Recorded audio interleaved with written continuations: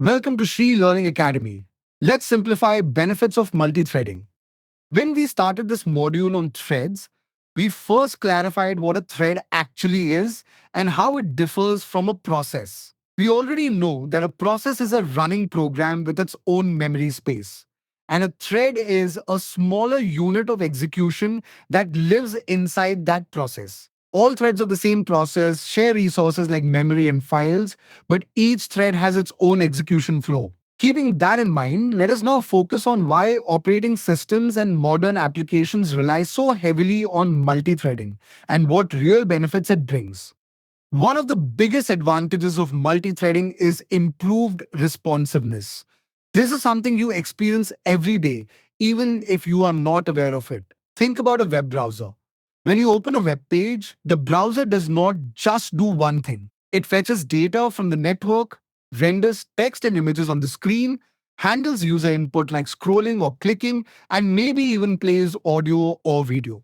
If all of this work was done using a single thread, the browser would feel slow and unresponsive. While waiting for network data, the entire application might freeze. With multi-threading, one thread can handle user interactions, another can fetch data from the network, and another can render content. So even if the network is slow, you can still scroll, click, or open a new tab. From the user's point of view, the application feels smooth and alive. Another major benefit of multi-threading is better utilization of CPU resources. Earlier, when we discussed process scheduling and CPU usage, we saw that the operating system tries to keep the CPU busy as much as possible. Modern CPUs are no longer single core. Most laptops and phones today have multiple cores. If an application uses only one thread, it can only fully use one core at a time. The remaining cores may sit idle. Multithreading allows an application to split its work into multiple threads that can run in parallel on different CPU cores. For example, consider a video editing application.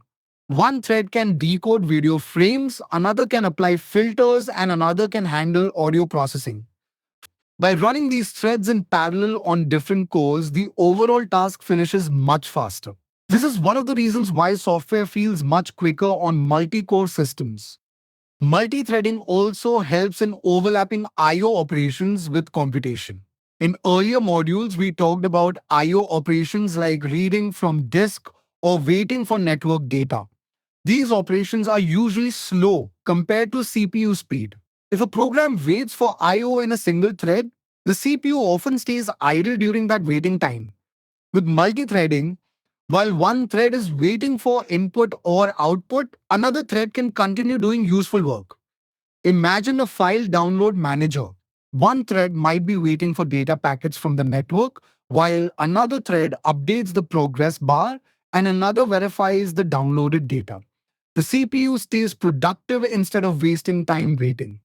Another important benefit is resource sharing within a process.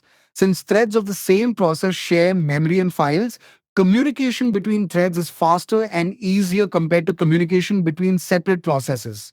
Earlier, when we discussed inter-process communication, we saw that processes often need mechanisms like pipes, message queues, or shared memory, which add overhead. Threads, on the other hand, can directly read and write shared data structures in memory.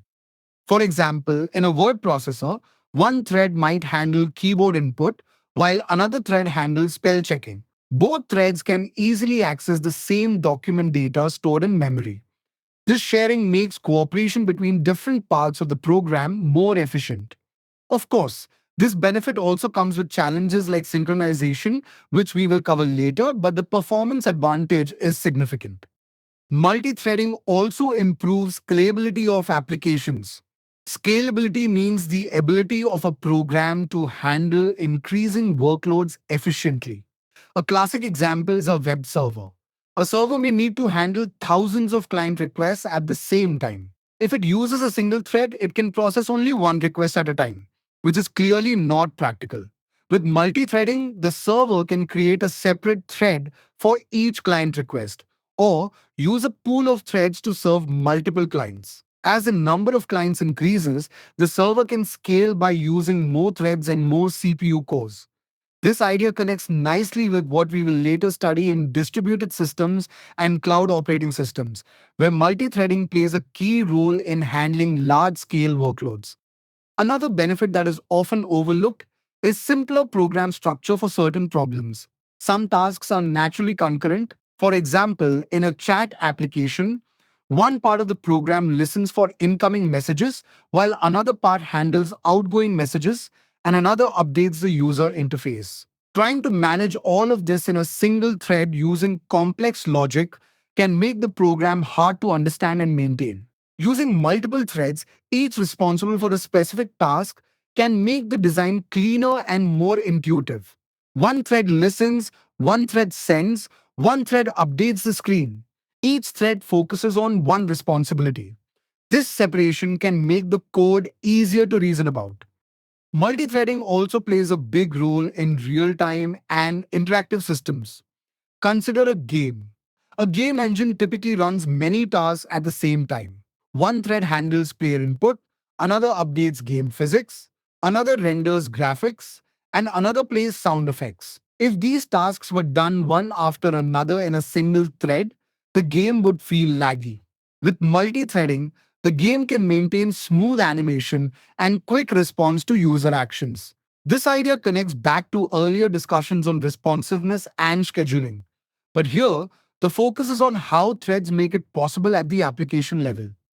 There is also a clear performance advantage in background task handling. Many applications perform background activities that the user does not directly see. Examples include auto-saving documents, syncing data to the cloud, checking for updates, or logging activity.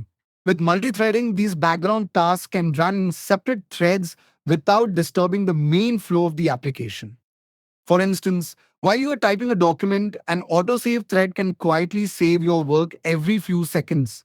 You do not notice any pause or slowdown because the main thread remains free to handle your typing. Finally, multithreading supports better system-level efficiency when combined with operating system scheduling. The OS scheduler can schedule threads more flexibly than entire processes.